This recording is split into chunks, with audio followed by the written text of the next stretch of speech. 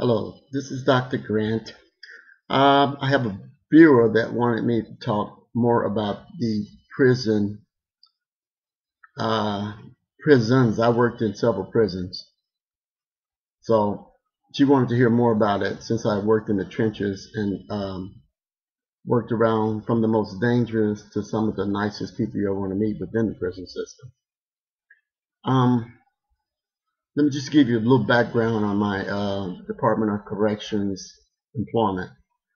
When I started out working at Pontiac Correctional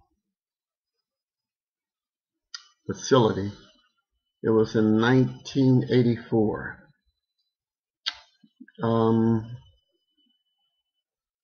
I was recruited because there were a lot of people quitting at Pontiac Correctional. There had been a lot of incidences there, and they had to hire quite a few people. And they hired me after I had refused to be hired because I had another job. But after the job fell through due to some type of racist supervisor, I decided I accept the job at Pontiac Correctional Facility. They sent us to the Illinois Department of Correction Academy in Springfield. And while at the Department of Corrections Academy, I ran for class president. I won by a landslide because I guess I had a good speaking ability. And plus I was sincere and I got along with most of the people. With that little title of president of my class, only the second one in the history of Illinois history, I felt pretty accomplished. But little did I know that was a rude awakening I had. Very rude. After we graduated from the Illinois Department of Corrections Training Academy in Springfield, Illinois, right down the road from the Illinois State Police Academy, I decided that I would just be the best officer I could be, and I've been in one of upper portions of my class graduating. I was pretty smart. Still can hold my own. But when I got to the Illinois Department of Corrections prison that was in Pontiac, Illinois, which is like 99% white town, small town, I realized that I had stepped off into the lion's den. And when I say lion's den, I mean I think I'm insulting the lions because these people were worse. And I don't mean though that the prison itself was so dangerous that you just felt unsafe all the time. It was just that everybody there seemed to have, not everybody, but the majority of the people, they were unprofessional. I mean, to say the least. Racist, yeah, be respected. You know, that's everywhere you go. But I went through my academy training, being top of my not the top of my class, but president of my class. Got pretty good grades, and I got down to. Then we went to work in the prison. We had to be trained. I was by the book because I didn't want to get fired. You had a year of probation. If you messed up at any time in that year, you could be fired for any reason whatsoever, and you had no grounds for grievance.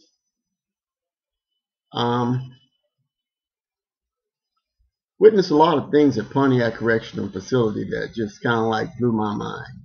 Because the first place that I started to work after being trained within the prison, because they trained us also inside the prison, the first place they put me was in a South House.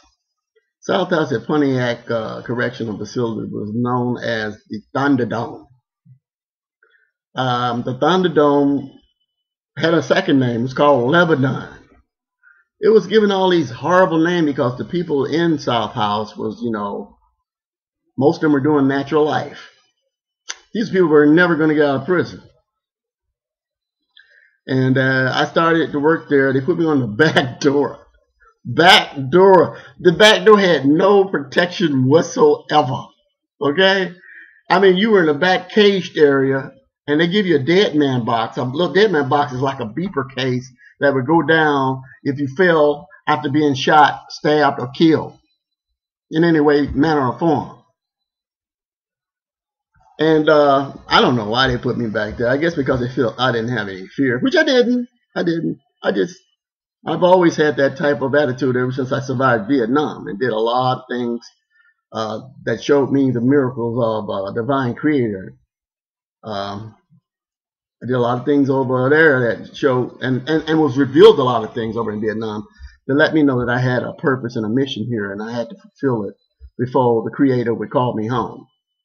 So I went to work on the back door at the South House with no fear, because as I mentioned in several pieces, fear is actually just it's false evidence appearing real. So I've always carried this divine inspired protection shield with me. And I always tell people that, hey, you're going to go, it's your time to go. I've had near-death experience. I've been outside my body. I know what it's like to leave my body and see my body land on an operating table. So, I know that there's life outside, so I never had any fear. But getting back to the back door situation, I was tested every minute on that back door, because there were people wanting to get out of go to work, to go in the yard, to do all kind of things, and they had no authorization. Not in my book. I'm here, a new trainee trying to learn how to do the job. And they want me to do things that other officers had allowed them to do without paperwork. And there was no paperwork, there was going to be no movement of mine. Not in my post. So I had all kinds of confrontations, people coming back there threatening me, young punks, from the age of 18 to, they were really young, 18 to 22, I guess. Doing natural life, had a lot of time in their hand, had no patience, and would go back to their cell saying they're going to get something and come back and kill me, and I'll be like, well, hurry up, bring your friends with you. And they look at me like I was crazy. And I was kind of serious, like bring it on. I wanted the challenge. So after I had, told them that I was not going to give up my job just so that I could let them do what they wanted to do, they went and got the captain of the South House. I won't mention his name because it's not worth mentioning.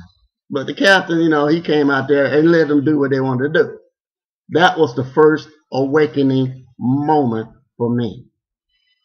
That means that what I did didn't mean anything. My authority had no bearing on the operation of this facility. Okay? So that let me know right then and there.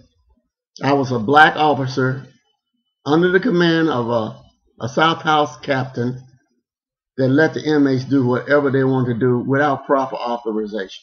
Of course, he was a captain, so he could do it on his word alone. But with no paperwork, if they got caught out there and I got rolled up, guess who got fired? Me. Okay? But Captain assured me I wouldn't be fired. But let's get right to the crux of some of the things that I wanted to talk about. In the South House, there were killings on a regular basis. In fact, I had written several reports about, inmates talking and saying that they were going to kill somebody. And I wrote so many reports on how many threats was going out against people who worked at the prison. So they kind of like took me out of the South House, and they put me in the tower behind the prison. I had written up a lot of inmates too for unauthorized movement, endangerment, dangerous disturbance, all kind of things. Because they were actually getting ready to, tear up the place. And they did several times. I've written reports about how they threatened to kill somebody that was high in rank. I didn't have enough rank, so I wouldn't even worry about getting killed anyway. They wanted to kill somebody who had rank, captain or above. And the captain that was letting them do everything, and his life was under threat too, I guess. So that's why he was bending over backwards to kind of please these guys. But getting back to my point about being put outside the prison, I was put in a tower outside the back of the prison where there was nobody. It kind of made me feel, okay, ain't no problem. I'll just sit out here and just chill.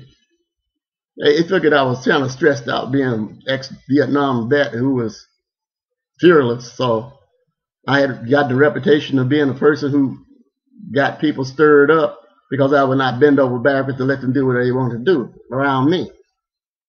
And you get labeled a lot of things too, but it didn't bother me. It's like throwing spitballs at a battleship. It doesn't faze me. In no way. But after I written all the report, we had an assistant warden that was killed out on the street. It's because inmates, if you do something wrong to them, they have connections outside on the street that can get you. Or, if you do something wrong to them and they get out, they can get you. Okay? So you got to be careful.